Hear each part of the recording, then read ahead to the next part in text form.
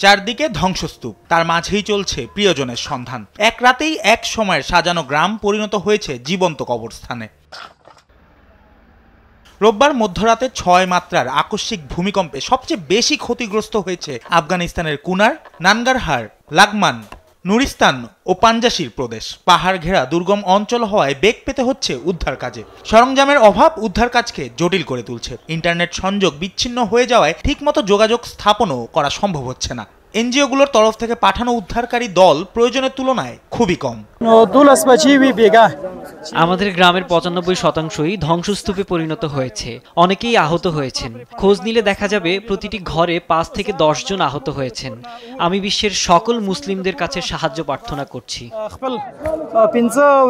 চিকিৎসা পেতে হাসপাতালগুলোতে আহতদের ভিড় বাড়ছে, তবে প্রয়োজনীয় চিকিৎসার অভাবে ফিরে যেতে হচ্ছে অনেককেই। চিকিৎসকদের ভাষ্যমতে প্রতি ৫ মিনিটে একজন করে চিকিৎসা নিতে উপস্থিত হচ্ছেন। এবছরের শুরুতেই মার্কিন আন্তর্জাতিক সংস্থা USAIDর কার্যক্রমে নিষেধাজ্ঞা আরোপ করায় সেখানে প্রয়োজনীয় সহায়তা প্রাপ্তিতেও রয়েছে জটিলতা।